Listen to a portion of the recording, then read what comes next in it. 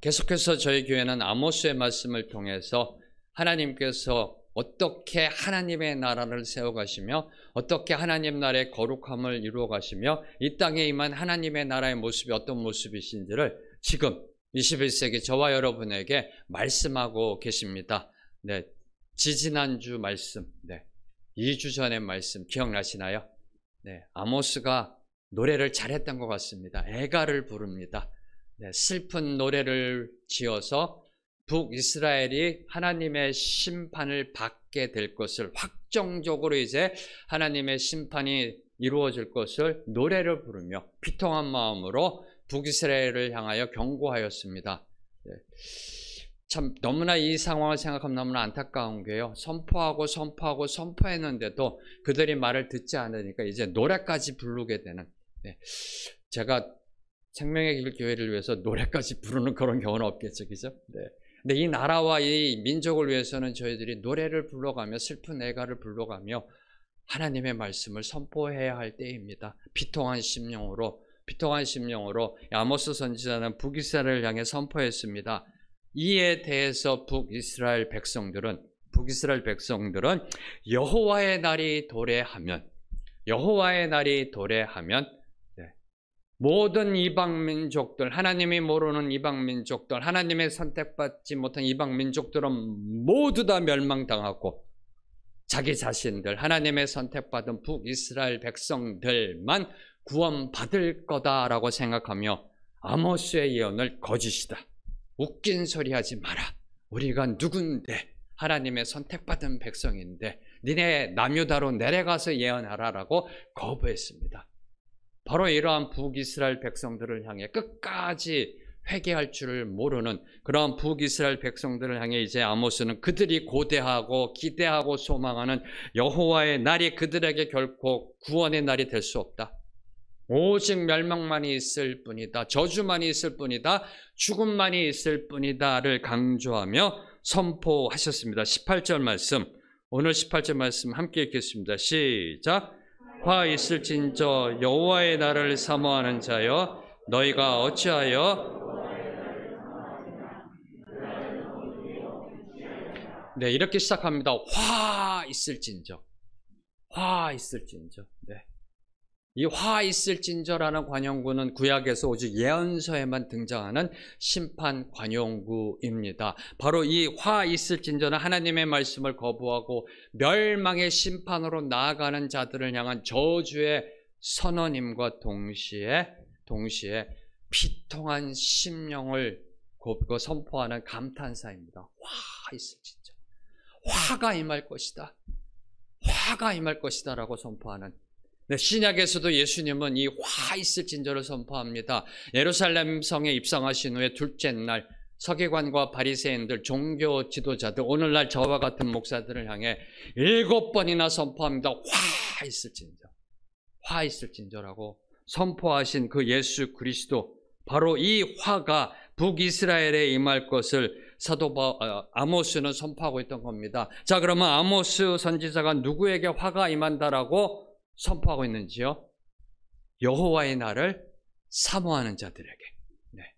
여호와의 날을 사모하는 자들에게. 뭔가 이 말 언어상 앞뒤가 맞지 않지 않나요? 하나님을 사모하는 사람, 예수 그리스도를 사모하는 사람, 십자가를 사모하는 사람들에게 화가 임할 것을 지금 아모스는 선포하고 있는 겁니다. 스스로 선민이라 칭하면서 하나님의 선택받은 백성이다라고 생각하고 있는 사람들, 스스로 나는 잘 믿고 있다라고 생각하는 처치고들, 기독교인들, 종교인들을 향해서 하나님 오늘도 선포하고 계시는 겁니다. 화 있을진저, 화가 임하게 될 것이다. 그럼 도대체 여호와의 날은 어떤 날이길래 그 여호와의 날을 사모하는 자들에게 아모스는 화가 임한다라고 선포했던 것일까요? 여호와의 날은 과연 어떤 날일까요? 당시 이스라엘 백성들에게는 이 여호와의 날이라는 개념이 있었습니다. 오늘날로 얘기하면, 쉽게 말씀드리면 종말론적 사상입니다. 종말론적 사상. 오늘 지금 이 신약적 상어로 말씀드리면 주님의 재림입니다. 재림. 이 구약의 여호와의 날이라는 것은 이제 종말에 이루어질 종말론적 사상으로 하나님이 언젠가 갑자기 느닷없이 인류의 역사에 갑자기 개입하셔서 이 세상에 있는 모든 죄악을 제거하시고 모든 악인들을 심판하시는 날. 바로 이것이 당시 이스라엘 백성들 사이에서 널리 유포되고 있던 종말론적 사상이었습니다. 네. 여호와의 날이라는 그 개념. 네. 그 언젠가는 모르지만 하나님이 갑자기 이 땅에 오실 것이다. 네. 갑자기 극적으로 이곳에 임하셔서 모든 죄악을 다스리게 될 것이다. 그래서 이 날은 악인에게는 멸망의 날이 되는 것이고요, 의인에게는 구원의 날이 되는 이 세상 마지막 날입니다. 주님의 재림의 날입니다. 바로 이 날이 이르면 그동안 자기들을 괴롭히던, 이스라엘 백성들을 괴롭히던 이방 나라들은 모두 멸망당하게 될 것이고 자신들은 존귀와 영광을 얻게 될 것으로 생각하였던 것입니다. 이런 북이스라엘 백성들을 향해 아모스는 너희가 어찌하여 여호와의 날을 사모하느냐라고 반문하면서 이렇게 선언합니다. 그날은 어두움이다. 그날은 빛이 아니다. 그날은 저주다. 그날은 심판이다. 그날은 멸망이다. 그날은 죽음이다라고 선언하고 있는 겁니다. 무슨 의미일까요? 과연 뭘 말씀하고 있는 것일까요? 너희가 어찌하여 여호와의 날을 사모하느냐? 그날은 너희에게 빛이 될 수 없다. 어두움이다. 뭘 의미하는 걸까요? 아모스는 뭘 이야기하고 싶었던 것일까요? 하나님의 택한 백성, 선민으로서 의로운 삶은 살지 못하면서, 다시 말씀드리면 하나님의 백성답게 살아가지 못하면서 선민이라는 그 종교적 배지의 특권만을 주장하고 있는 그들에게 여호와의 날은 결코 기쁨과 축복의 날이 될 수 없다라는 겁니다. 슬픔과 재앙의 날이 될 수밖에 없음을 선포한 겁니다. 이 예화를 들까 말까 고민하다가요, 지금 아무래도 이렇게 허락하시는 것 같아요. 제가 싱가포르에서 외국계 은행에서 근무할 때 IMF 이후에 재무부에서 정부 부처에서 선진금융기법을 배우겠다고 많은 분들이 오셨었습니다. 네. 그래서 많은 분들과 대화를 나눴고요. 네. 그 중에서 이제 우리나라 금융기관의 임원급들, 상무, 전무, CEO, 행장 한 열 몇 분이 함께 오셨습니다. 네, 그래도 잘 나갔던 사람이 있었습니다. 좀 웃기라고 한 건데 안 웃어주시면 제가 네. 오셨습니다. 그분들하고 같이 이제 회의실에서, 저희 은행 회의실에서 이렇게 선택시티에 있는 싱가포르에 있는 은행이었습니다. 이렇게 하는데 중간에 쉬는 시간에 한 분이 저한테 와서 그러시더라고요. 네, 저에 대해서 좀 알아보셨나 봐요. 본부장님, 저도 안수 집사입니다. 네, 사랑의 교회 다닙니다. 그러시더라고요. 그러시냐고. 그래서 오늘을 위해서 하시고 오셨다는 거 알고 있습니다. 그래서 너무 반갑더라고요. 막 얘기하고요. 네, 그 다음에 또 이렇게 나누고 그 다음 섹션 쉬는 시간에 이렇게 앉아 있는데 그분이 저쪽에 앉아가지고 이런 얘기를 하는 겁니다. 어디 가면 물 좋고, 네. 무슨 소리인지 모르세요? 네. 어디 가면 물 좋고, 어디 가면 어떻고 저쩌고, 이 강남의 밤문화에 대해서 제가 속으로요, 아니 안수 집사라고 얘기나 하지 말지. 사람들이 다 들었는데, 그죠? 사랑의 교회 안수 집사라는 거 다 들고 있는데 바로 그 상황이라는 겁니다. 지금 북이스라엘이. 네. 사랑의 교회 안수 집사입니다. 뭘까요? 나 이만큼 종교적으로 큰 교회 안수 집사다. 배지 달고 있다. 어떤 명예직이나 배지로 이렇게 얘기하면서 삶은 그 배지에 쫓아가지 못하고 있는 삶을 살고 있는, 정말 기도합니다. 이게 유튜브나 나가서 그분이 안 보시게 되기를, 아니요, 보시더라도요, 그러면 회개하고요, 하나님께 나아가게 되기를. 바로 지금 그러한 삶을 살고 있는 것이 북이스라엘의 모습이라는 겁니다. 자, 그러면 제가 이 말씀을 묵상하면서 떠올랐던 질문, 그럼 어떻게 한두 명도 아니고요, 전 국가적으로, 전 국민적으로 이렇게 잘못된 종말론적 사상으로 빠져들어갈 수 있었을까? 여호와의 날이라는 잘못된, 이 그릇된, 오류된 종말론적 사상으로 한두 명도 아니고요, 한두 교회도 아니고 전 국가적으로, 북이스라엘이 어떻게 이렇게 전 국가적으로 잘못 이해하고 그 잘못된 종말론 사상을 받아들일 수 있었을까? 그 이유는 딱 하나더라고요. 거짓 선지자들, 거짓 가르침. 성전에서 제단에서 제사 드릴 때 오늘날 얘기하면 교회에서 선포되는 그 말씀들이 다 거짓이었기 때문에 거짓으로 세뇌되었기 때문이라는 겁니다. 하나님의 공의와 심판을 잃어버린 설교와 가르침, 대중의 인기에 영합하는 목회자들, 그리고 죄악에 대한 질책과 책망을 듣기 싫어하는 회중들이 모여서 일어난 현상이라는 겁니다. 이런 현상들은 사회적으로 경제적으로 부강해지고요. 그리고 번성할 때 주로 나타나게 되어 있습니다. 오늘날도 나타난 현상이 번영신학이라는 겁니다. 등 따시고 배부를 때 죄악과 심판 설교에는 귀를 막아버리게 되어 있다는 겁니다. 경제적으로 부유해지고요. 특별히 사회적으로 출세하기 시작하면 할수록 책망 듣는 설교를 싫어하는 게 우리 인간의 본질적 죄성입니다. 네가 나를 가르치려고 들어? 그리고 또 하나, 내가 지금 이렇게 경제적으로 부강하고 사회적으로 출세한 거 하나님의 축복인데 네가 뭐라고, 네가 목사면 다야? 어디다 대고서 훈계를 하고 있어? 이런 마음이 든다라는 겁니다.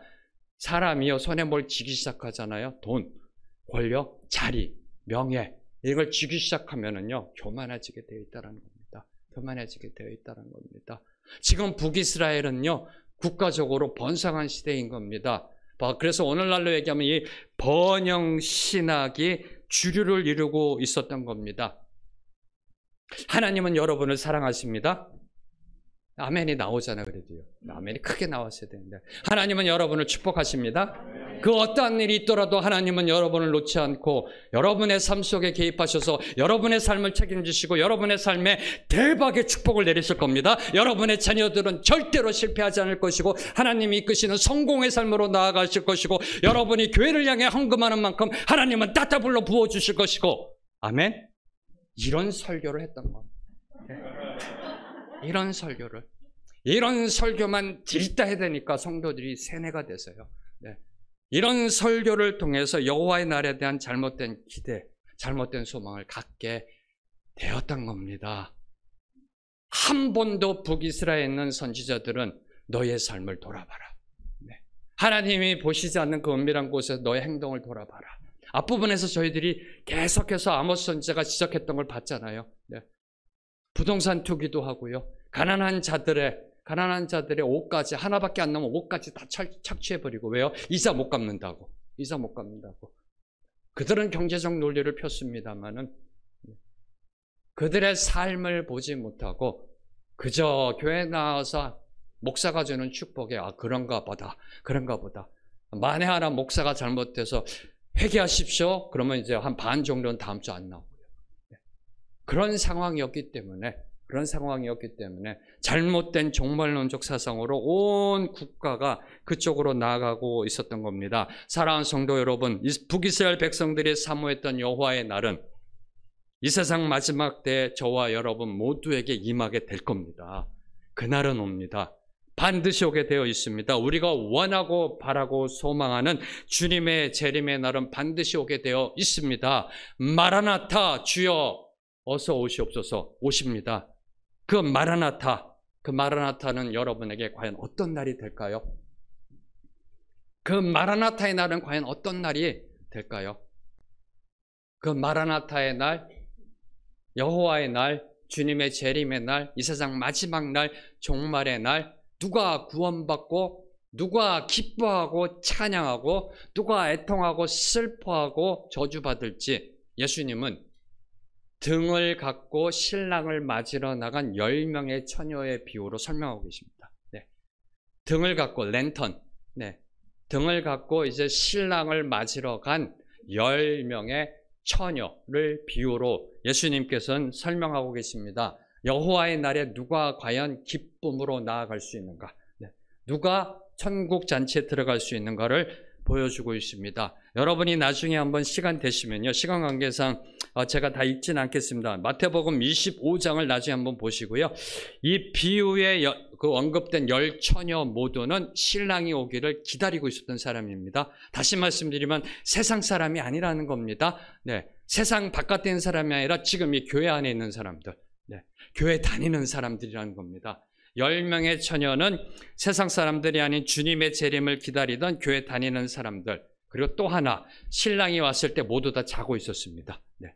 자고 있었다는 겁니다. 피곤합니다. 어쩔 수 없으면 자고 있었습니다. 잘 땐 자야 된다는 겁니다. 네. 자고 있었습니다. 그런데 오직 슬기로운 5 처녀만이 신랑과 함께 혼인잔치에 들어갈 수 있었던 반면 나머지 미련한 5 처녀들은 혼인잔치에 들어가지 못했다라고 예수님은 비유로 설명하고 있습니다. 왜요?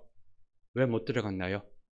미련한 5 처녀는 신랑이 올 것을 기대하면서도 그날에 대해서 전혀 준비하지 않았기 때문입니다. 전혀 준비하지 않았기 때문입니다. 그냥 등만 갖고 나아갔지 기름을 갖고 가지 않았던 겁니다. 기름이 없었던 겁니다.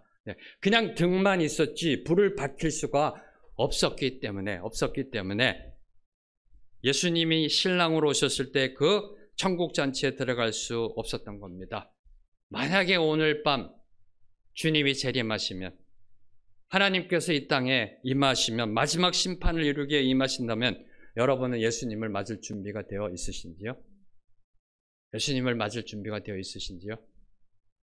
혹시 빈 등만 들고 나아가시는 그런 분은 없으리라 믿습니다. 목사님, 빈 등만 갖고 가는 게 뭐예요? 껍데기 신앙. 껍데기 신앙. 네. 죄송합니다. 표현을 좀 더 고급스럽게 하겠습니다. 사도 바울 표현, 경건의 모양만 있는 신앙, 종교적 배지만 달고 다니는 신앙. 네.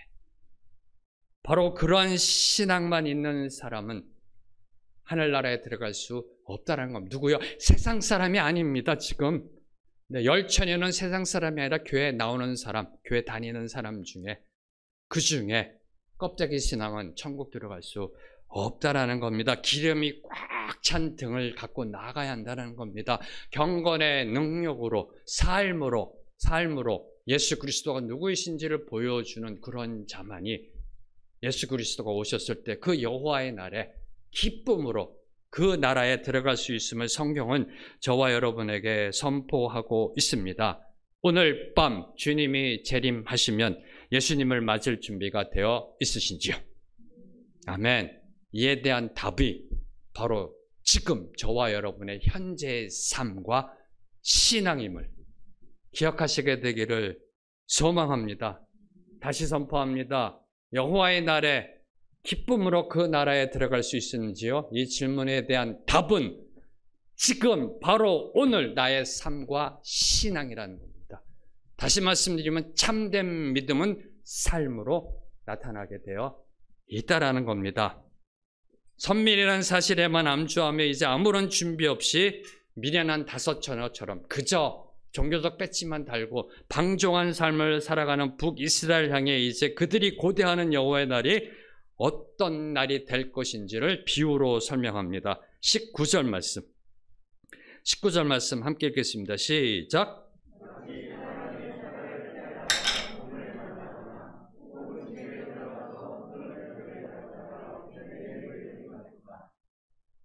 사자를 피하다가 곰을 만나거나, 어떤 사람이 이제 길을 갑니다. 길을 가다가 사자를 만납니다. 여러분이 만약에 사자를 만났다고 생각해 보십시오. 어떨까요? 전 4개 한자성어로 생각나더라고. 혼비백산. 여러분 아니실 겁니다. 아마 담대하실 때 저 같으면요, 혼비백산 할 것 같아요. 길을 가는데 갑자기요, 이 교회 문을 나섰는데 사자 한 마리가 앙 하고 있으면 혼비백산 할 것 같아요. 놀라가지고요. 아마 성경책 집어 던질 것 같아요. 목사고 뭐가 없을 겁니다. 왜 갑자기 사자가 나타나는? 그럼 안 그럴까요? 그런데도 목사답게 주여 기도합시다. 이게 될까요? 안 돼요. 그죠? 길을 가다 사자를 만났던 게 그 의미입니다. 모든 것 집어 던지고 혼비백산에서 도망가게 됩니다. 도망가야 합니다. 그런데 가다 또 곰을 만납니다. 곰이 갑자기 앞을 가로막습니다. 팔레스틴은 사자보다 곰이 더 무섭습니다. 더 무서운 존재가 나타났다라고 이렇게 비유로 이야기하고 있는 겁니다. 뭘까요? 하나님의 심판은 이렇게 온다는 겁니다. 엎친 데 덮친 격으로 그렇게 하나님의 심판은 오게 되어 있음을 이야기하고 있는 겁니다. 이제 사자와 곰을 피해 가진 것 모두 다 버리고요, 헐레벌떡 그냥 혼비백산에서 몸만 하나, 생명 하나 겨우 부지해서 이제 막 도망쳐가지고 집 안으로 피신해서 문을 꽉 닫고요, 이제 살았구나 하면서 벽을 딱 집었는데 그 벽에 있던 독사에 물려 죽고 마는 결말, 바로 이것이 북이스라엘의 결말이라는 겁니다. 하나님의 말씀대로 살지 못한 자의 결말이라는 겁니다. 이것이 여호와의 날에 임할 심판이라는 겁니다. 얼마나 허무한가요? 얼마나 허망한가요? 네, 하나님을 모르는 인생은 이렇게 허망합니다. 네, 하나님을 모르는 인생은 이렇게 허무하고 허망함의 결말로 이어진다라는 겁니다. 북이스라엘은 전에 사자를 만났지만 살아남을 수 있었습니다. 곰을 만났지만 피신할 수 있었습니다. 언제요? 앞부분에 7가지 재앙 기억나시는지요? 네, 기억나시는지요? 7가지 재앙. 하나님이 기근과 가뭄과 풍해와 병충해와 전염병과 전쟁과 그리고 지진을 보냈습니다. 거기에서도 살아남은 자가 있었고 피한 자들이 있었습니다. 그리고 이제 집에 들어와서 편히 쉴 수 있을 것 같았습니다. 그동안 그렇게도 북이스라엘 괴롭혔던 사자 같았던 곰 같았던 아수르가 무너지기 시작합니다. 멸망하기 시작하고요. 그리고 국가 경제는 다시 일어나 부흥기로 접어들기 시작합니다. 백성들의 삶은 이제 윤택해지기 시작합니다. 은행에 있던 잔고가 쌓아갑니다. 1,000만 원밖에 없던 잔고가 이제 100억, 1,000억까지 올라갑니다. 할렐루야. 네, 그러한 여러분 모두가 되시길 축복합니다. 이러면 이제 여호와의 날로 가는 거예요. 잘못된 종말 세상으로. 그렇게 이제 일어납니다. 그래서 이스라엘 백성은 이렇게 얘기합니다. 이제 우리에게 남은 거는 여호와의 날밖에 없구나.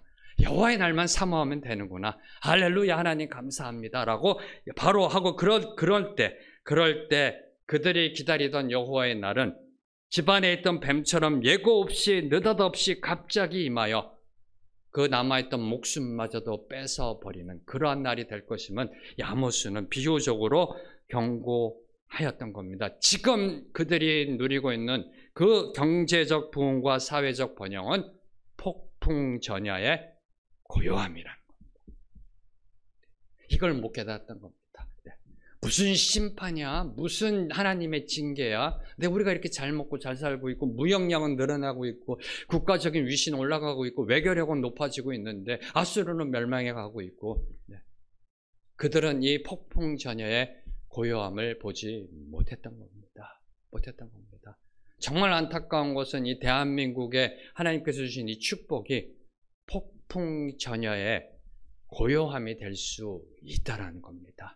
근데 아직 폭풍이 오지 않았다는 게 저는 감사한 겁니다.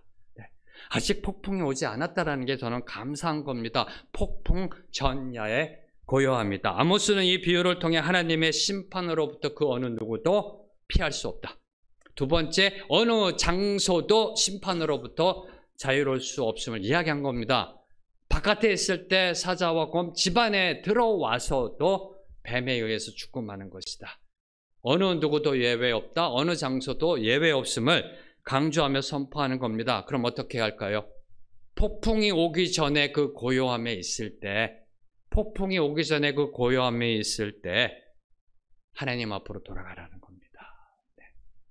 죄악에서 돌이켜서 하나님 앞으로 나아가라는 돌이키라는 그 회개의 촉구입니다. 기회가 있을 때 여호와 하나님을 찾으라는 겁니다. 사자를 만났을 때 깨달으라는 겁니다. 곰을 만났을 때 엎드려 자복하라는 겁니다.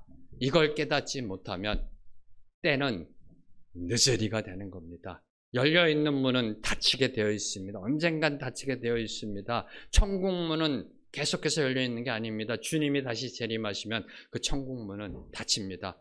그리고 저와 여러분 언제까지 살아갈 거로 생각하십니까? 100년, 200년, 300년, 500년, 1000년 살 것 같나요? 아니요, 얼마 안 남았다라는 겁니다. 어제 새생명 축제에서도 제가 시계로 보여드렸듯이 얼마 안 남았다는 겁니다. 곧 죽습니다. 죽으면 때는 늦으리. 지금 돌이키라는 겁니다. 지금 하나님의 백성의 거룩함으로 나아가라는 겁니다. 자, 이제 21절부터 27절까지는 여호와의 날이 왜 심판의 날이 될 것인지에 대한 그 근본적 원인들을 이제 제시해 나아가십니다. 21절부터 23절 말씀 세 구절 함께 읽겠습니다. 시작. 내가 너희 절기들을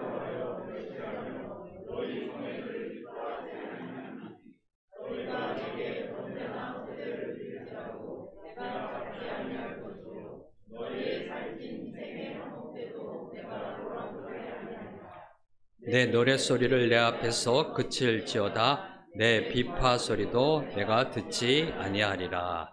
네, 성경에 보면은 레위기라는 게 있습니다. 오늘 처음 오신 분들을 위해서요. 레위기라는 성경책이 있는데 거기에 보면 하나님이 특별히 이런 절기를 지켜라, 이런 제사를 드리라고 하나님이 제정하십니다. 네. 3대 절기, 유월절, 오순절, 또 수장 또는 초막절에는 예루살렘 성전으로 모여서 성회, 예배를 드려라. 예배를 드려라. 일주일 예배를 드려라. 이런 규정들이 있습니다. 그리고 5가지의 제사를 말씀하시면 소제, 번제, 화목제, 속건제, 속죄제. 네, 다 기억 안 하셔도 좋습니다. 중요한 건 하나님이 절기를 만드셨고요. 하나님이 예배를 만드셨고요. 하나님이 제사를 만드셔서 율법에다 제정하셨습니다. 이렇게 해야 한다. 누가 만드셨다고요? 하나님이요. 근데 그 하나님이 만드신 그 제사, 하나님이 만드신 그 예배, 그 예배를 하나님이 가증히 여기시고 거절하고 계시는 겁니다. 하나님이 예배 드려라, 절기를 지키라 말씀하셨는데 그걸 지키고 예배 드리는데 그걸 가증히 여기시고 거절하고 계십니다. 이게 보통 문제가 아닙니다, 지금. 네. 하나님이 그렇게 하라라고 말씀하신 걸 하고 있는데 지금 그걸 거부하고 계시는 겁니다. 하나님께서 대단히 뭔가 화가 나 계신 겁니다. 근데 이 문제는 단지 북이스라엘만의 문제가 아니었다는 겁니다. 이사야 1장 13절과 14절 말씀. 이사야 1장 13절과 14절 말씀 함께 읽겠습니다. 시작. 여호와께서 이와 같이 말씀하시되, 이건 아모스입니다. 이사야가 아니고요. 네. 이건 지금 아모스를 하신 것 같아요. 네, 이사야 1장 13절과 14절 말씀을 제가 읽어드리겠습니다. 헛된 재물을 다시 가져오지 말라. 분향은 내가 가증히 여기는 바요. 월삭과 안식일과 대회로 모이는 것도 그러하니 성회와 아울러 악을 행하는 것을 내가 견디지 못하겠노라.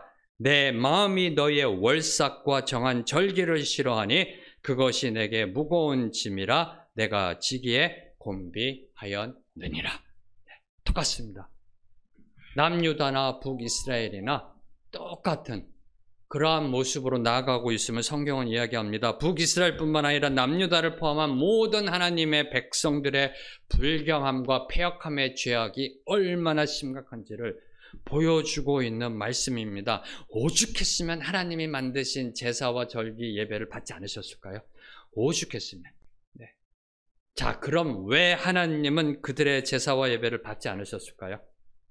3가지에 대해서 저희가 살펴보고 오늘의 말씀을 마무리하려고 합니다. 첫 번째는 도덕적 타락이라는 겁니다. 도덕적 타락.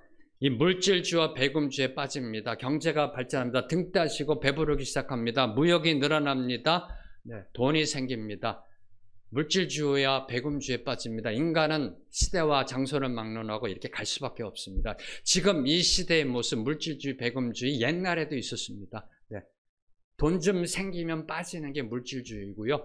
배금주의입니다. 바로 물질주의와 배금주의에 빠져 온갖 불의와 부정, 죄악을 꺼리낌 없이 행하면서 예배드렸기 때문입니다. 그래서 이사야서 1장 13절에 보면은 성회와 예배와 아울러 악을 행하는 내가 행하는 것을 내가 하나님이 견디지 못하겠노라. 그리고 내게 무거운 짐이라 너희가 지금 드리고 있는 예배가 나한테는 무거운 짐이라 내가 지기에 곤비하였느니라라고 말씀하고 계시는 겁니다. 한마디로 정리해 드리겠습니다. 삶은 디오지판인데 주일날 옷 잘 차려입고 거룩한 척 예배드리고 있다는 겁니다. 네, DOG 해석하면 판이라는 겁니다. 삶은 디오지판인데 주일날 되면 옷 잘 말쑥하게 차려입고 주일날 교회에 나와 앉아있기 때문에 하나님이 뭐라고 그러신다고요? 역겹다. 역겹다. 라고 지금 말씀하고 계시다는 겁니다. 한마디로 삶과 신앙이 분리되어 있는 겁니다. 월요일부터 토요일까지 삶과 주일날의 모습이 이원화되어 있다는 겁니다. 여러분의 자녀들이 저와 여러분 부모를 보고 실망하는 모습. 주일날 가서는 주여 주여 하고 성가대에서 찬양하면서 했던 거룩한 엄마가 월요일부터 쓰는 단어는 아니거든요. 밥 먹어! 너 공부 안 하고 뭐하니? 그 자녀들이 혼란이 오는 겁니다. 주일날은 거룩한 것 같은데 우리 엄마? 할렐루야. 안녕하세요 목사님. 안녕하세요 장로님. 근데 월요일만 되면 돌변하는 그 엄마 아빠의 모습을 보면서 우리 자녀들이 과연 뭘 생각할까요? 지금 대한민국의 청소년 그러니까 대학교가 지금 상아탑이 복음화율이 3%도 안 된다고 합니다. 우리의 잘못입니다. 기성세대 잘못입니다. 못 보여줬기 때문에 그렇습니다. 월요일부터 토요일까지는 디오즈판이고 주일날만 거룩한 척. 그러니까 자녀들이 뭐라고 하겠습니까? 우리 엄마 아빠 위선자다. 아버지 학교가 한참 막 이렇게 피크 올라갈 때 아이들이 그랬답니다. 우리 아빠 한 달짜리. 우리 아빠 한 달짜리. 바로 그 모습이라는 겁니다.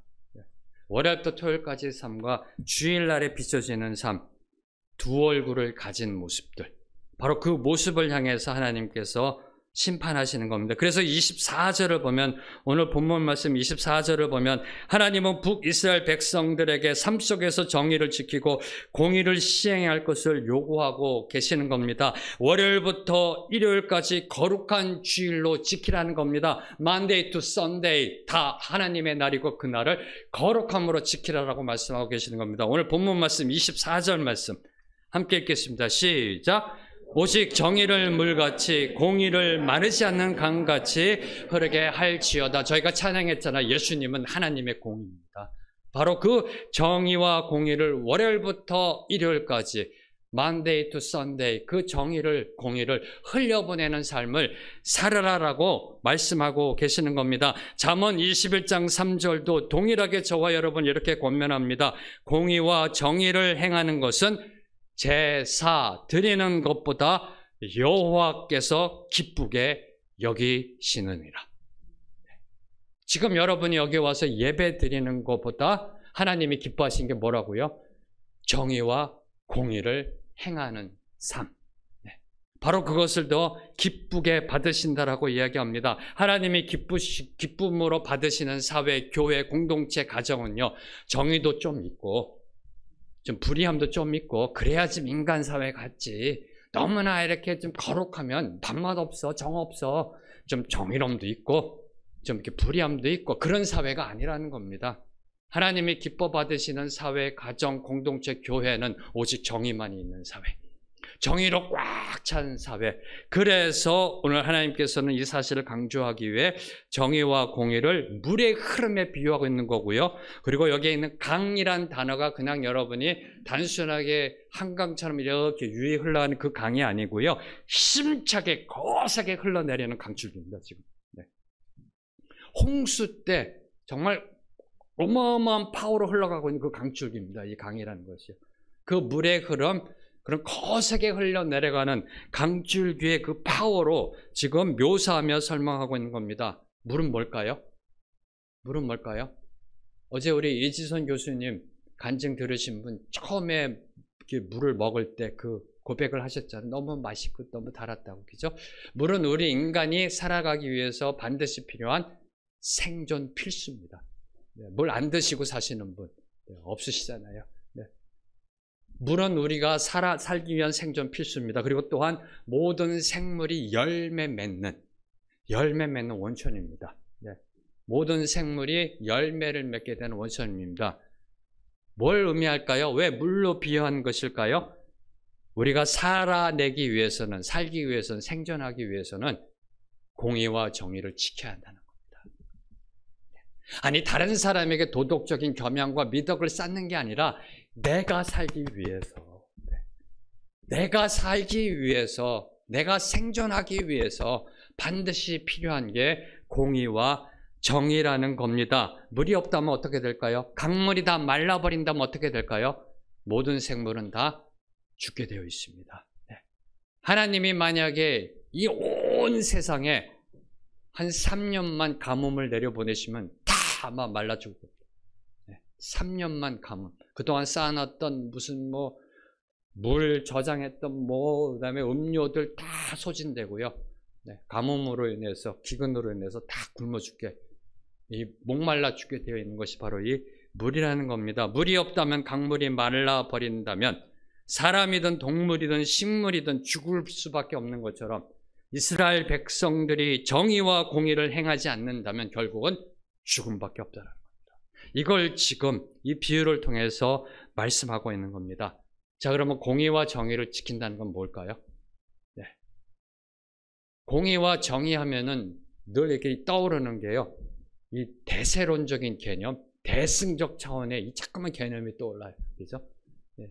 특별히 우리나라는 이 과정 자체가요, 이 사상과 이데올로기적인 측면에서 엄청난 변혁을 이루었기 때문에, 네, 그 정의와 공의하면은 국가적이고 사회적이고 대승적인 차원의, 네, 그런 걸 생각합니다.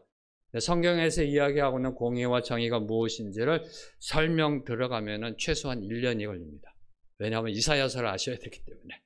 그냥 한마디로 공의와 정의를 지키는 게 무엇일까? 이사야서에 제가 아까 읽어드렸습니다. 이사야 1장 13절과 14절에 하나님은 동일하게 예배를 받지 않으신다. 왜요? 그들이 정의를 지키지 않고 공의를 지키지 않기 때문에. 그래서 하나님은 권면하십니다. 그 공의와 정의를 지키는 삶이 어떤 삶인지. 이사야 1장 16절과 17절 말씀. 네, 이사야 1장 16절과 17절 말씀. 네, 함께 읽겠습니다. 시작. 너희는 스스로 씻으며 스스로 깨끗하게 하여 내 목전에서 너희 악한 행실을 버리며 행악을 그치고 선행을 배우며 정의를 구하며 학대받는 자를 도와주며 고아를 위하여 신원하며 과부를 위하여 변호하라 하셨네. 이겁니다. 네, 이겁니다. 이걸 더 요약해서 압축하면은 우리 아모스 앞부분에서 계속 3장부터 하나님 말씀하신 사회적 죄악과 종교적 죄악에서 돌이키라는 겁니다. 사회적 죄악들이 딱 열거되어 있었었고요. 종교적 죄악들이 열거된 여기서 돌이키라는 겁니다. 바로 그것이 정의와 공의를 지키며 살아가는 겁니다. 사랑하는 성도 여러분, 저와 여러분 이 세상을 단 한 번에요. 네, 사실 그런 꿈을 꿔봤습니다. 네. 하나님이 갑자기 오셔서 이렇게 하셔가지고 온 세상을 정의롭게 공의롭게 쫙 바꿔놓으면 얼마나 좋을까. 네, 그날은 옵니다. 마지막 날. 근데 그날이 오기 전에, 아니 교회에 그런 능력을 주셔서, 교회에 그런 능력을 주셔서, 네, 한 목사님 계실 때입니다. 한 목사님께 그런 능력을 좀 주셔서 한 목사님이 선포할 때 온 불의가 떠나가고 세상의 정의와 공의가 회복되어지고 그런 일이 좀 일어나면 어떨까라고 생각했었습니다. 네, 저와 여러분은 이 세상을 단번에 정의롭고 공의로운 세상으로 만들 수 없습니다. 그런데요, 누군가가 꽉 막힌 강줄기에 물꼬를 터야 한다는 겁니다. 누군가가. 네, 바늘 구멍만큼의 물꼬이든 어떤 물꼬이든 누군가는 그 물꼬를 터야 되고요. 그리고 누군가는 그 물꼬를 점점 더 넓혀가야 한다는 겁니다. 그럴 때 어느 날 한순간에 무너져서 하나님의 공의와 정의가 이 땅을 다시 다스리고 통치하고 그렇게 회복될 줄로 믿습니다. 그 누군가가 바로 저와 여러분이 되기를 축복합니다. 그 누군가가 바로 이 생명의 길 교회가 되기를 축복합니다. 두 번째로 하나님의 제사를 거부하신 이유는 종교적 타락입니다. 종교 혼합주의입니다. 북이스라엘 백성들은 당시 농사를 지으면서 비의 신인 바알에게 절을 했습니다. 바알에게 빕니다. 바알 신이여, 올해도 비를 내려 주시옵소서. 그리고 다산과 이 풍요를 기원하면서, 풍작을 기원하면서 아세라 신에게 머리를 숙입니다. 아세라 신이여, 볕 한 그루에, 볕 한 거기에 따따블로 맺히게 하여 주시옵소서라고, 네, 절을 하며 제사를 지냅니다. 그러다가 이제 하나님 말씀하신 3대 절기가 됩니다. 네, 그럼 옷 잘 차려입고 예루살렘 성전에 올라가서 예배 드렸습니다. 그렇기 때문에 하나님의 심판을 받게 된 겁니다. 이해가 잘 안 되시죠? 이렇게 설명해 드리면 됩니다. 1부 예배는 바알에게, 2부 예배는 아세라에게, 3부 예배는 메인 예배니까, 본 예배니까 하나님에게. 여러분 같으면 이런 예배 받으실런지요? 여러분이 하나님이라면 이런 예배를 받으실런지요? 이런 예배는 종교 쇼핑몰에서 파는 하나의 우상으로 하나님을 전락시킨 신성 모독 예배입니다. 신성 모독 예배입니다. 네. 1부 예배는 바알에게 드리고, 여기서 생각해 보세요. 바알에게. 2부는 이제 아사레에게. 3부는 그래도 우리 최고 대빵신은 하나님께 드리자. 이건 신성 모독 예배입니다. 자, 그럼 오늘날 예배는 어떠한가요? 오늘날 예배는 어떠한가요? 교회에서 드려지고 있는 예배의 모습이 과연 어떠한가요? 하나님이 보시기에 연락하신 예배라면 세상이 손가락질하지 않을 겁니다. 네. 개독교란 소리 안 들을 겁니다. 너나 잘해라고 그런 소리 안 들을 겁니다. 하나님이 기뻐 받으시는 예배가 되었다라면 저희가 전도하지 않아도 나도 거기 가고 싶어, 나도 거기 갈래라고 아마 교회가 넘쳐날 겁니다. 월요일부터 토요일까지 세상적 쾌락과 향락을 쫓아 살다가 주일날 하나님 앞에 나와 예배 드린다고 하나님이 그 예배를 받으실까요? 그죠? 네. 세상을 쫓아 살다가 오늘날도 배금주의 물질 속에 빠져 있습니다. 돈으로는 뭐든지 다 해결할 수 있다고 생각합니다. 성도들도 예외가 아닙니다. 네. 제가 자주 듣는 말이 그거였거든요. 얼마면 돼? 네. 얼마면 돼? 네. 다 돈으로 해결을 하려고 하는. 네. 심지어 살인사건도 합의 볼 때 얼마면 돼? 음주운전으로 음주교통사고에서 사람을 죽여놓고도 얼마면 합의할 수 있어? 1억? 10억? 이게 지금 저와 여러분이 살고 있는 시대입니다. 네. 돈으로 무엇이든지 다 될 수 있다고 생각하며 돈 사람처럼 네. 여기서도 웃어줄 줄 알았는데 제가 너무 빨리 갔나 봐요. 그죠? 빨리 갔나 봐요. 네. 돈 하면서 이 돈 사람처럼 돈을 찬양하다가 주일날 와가지고 할렐루야 찬양하면 하나님 그 찬양 받으실까요? 받으실까요? 바로 이 부분에 있어서 저와 여러분이 질문하고 답을 해야 합니다. 그래서 26절과 27절에서 하나님은 다음과 같이 대답하고 계십니다. 26절과 27절 말씀 함께 읽겠습니다. 시작. 너희가 너희 왕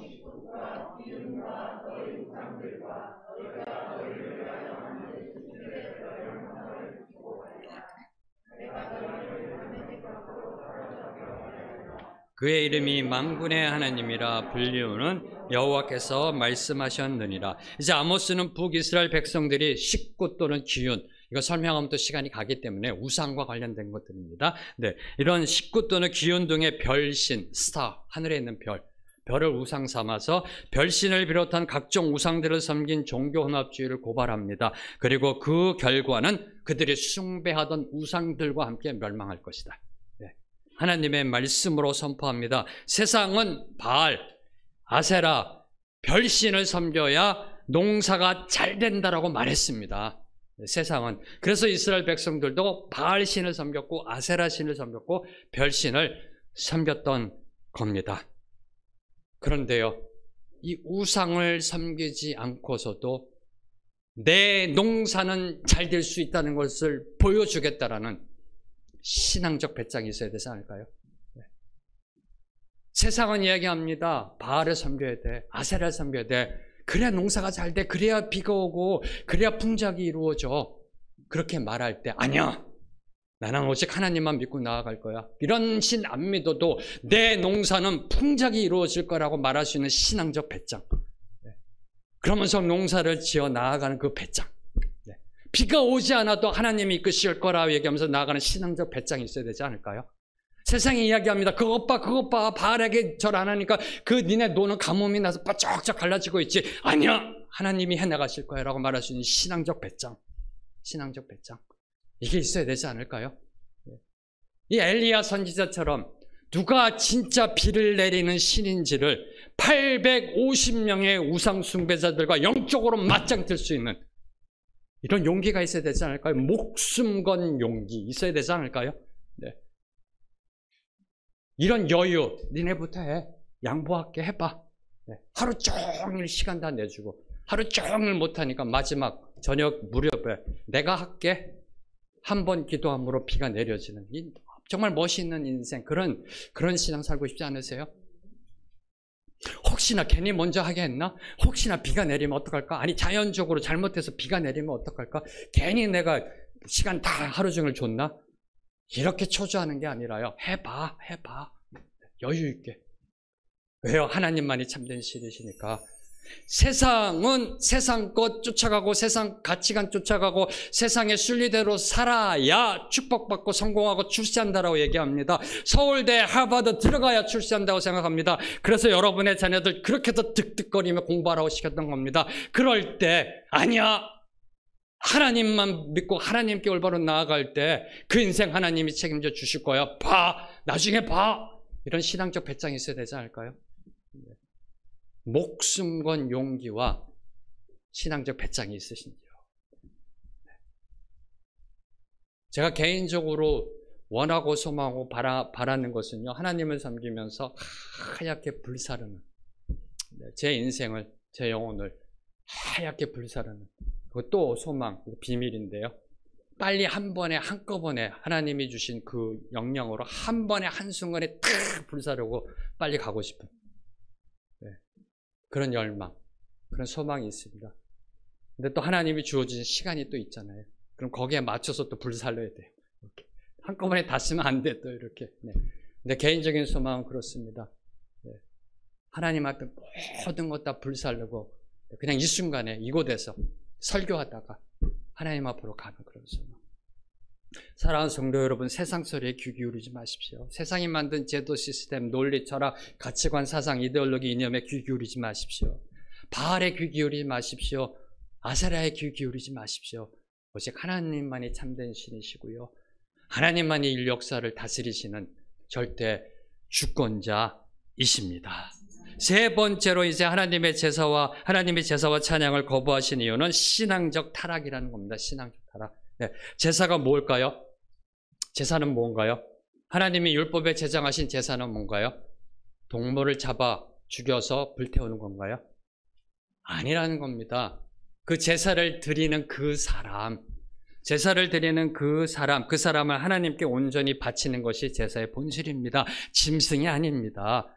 짐승을 죽여 하나님께 바치는 게 제사가 아니라 그 동물을 바치는 그 사람을 하나님께 바치는 것이 바로 제사라는 겁니다. 다시 말해 나 자신을 하나님께 드려야 되고요, 나의 죄성을 불태워 버리는 종교적 행위가 바로 제사입니다. 하나님의 말씀에 대한 순종을 다짐하면서요, 나 자신을 완전히 하나님께 바치겠다는 헌신의 의지를 다짐하는 것이 바로 율법이 요구하는 제사의 자세입니다. 그러기에 제사의 가장 기본적인 정신은 순종과 헌신임을 성경은 그렇게도 강조하고 있는 겁니다. 그래서 성경은 순종이 뭐보다 낫다? 제사보다 낫다. 순종이 예배보다 낫다라고 선포하시며 너희 몸을 하나님이 기뻐하시는 거룩한 산 제사로 드리라라고 촉구하고 있는 겁니다. 사랑하는 성도 여러분, 예배는 무엇일까요? 여러분에게 예배는 과연 무엇인가요? 지금 드리고 있는 이 예배는 과연 여러분에게 무엇인가요? 예배는 하나님의 축복과 은혜를 받아내는 영적 거래가 아니라는 겁니다. 예배는 하나님의 축복을 받아내는, 하나님의 축복을 받는, 하나님의 은혜를 받는 영적 장소가 아니라는 겁니다. 영적 거래가 아니라는 겁니다. 예배는 절기, 성회, 제사의 큐시트에 따라 매끄럽게 아름다운 훌륭한 음악이 깔리고 모든 것이 하나님 앞에 완벽하게 이루어지는 종교 행위가 아니라는 겁니다. 상당히 중요한 컨셉입니다. 이걸 잘못 이해했기 때문에 북이스라엘 백성들이 하나님의 심판으로부터 자유로울 수 없었던 겁니다. 여러분, 예배는 앞에 찬양으로 시작해서 대표 기도가 있고 하나님의 말씀을 듣고 축도하며 끝난 이게 예배가 아니라는 겁니다. 종교적 행위가 예배가 아니라는 겁니다. 이미 소천하신 유진 피터슨 목사님께서 예배에 대해서 이렇게 한마디로, 정말 한마디로 쉽게 딱 정의해 주셨습니다. 예배는 사람이 체험하는 무엇이 아니라 사람이 행하는 무엇이다. 행하는 무엇이다. 바로 그 행함이 순종과 헌신이라는 겁니다. 순종과 헌신이다. 지금 하나님의 말씀에 순종하고 계시는지요? 지금 하나님의 나라에 헌신하고 계시는지요? 이게 예배라는 겁니다.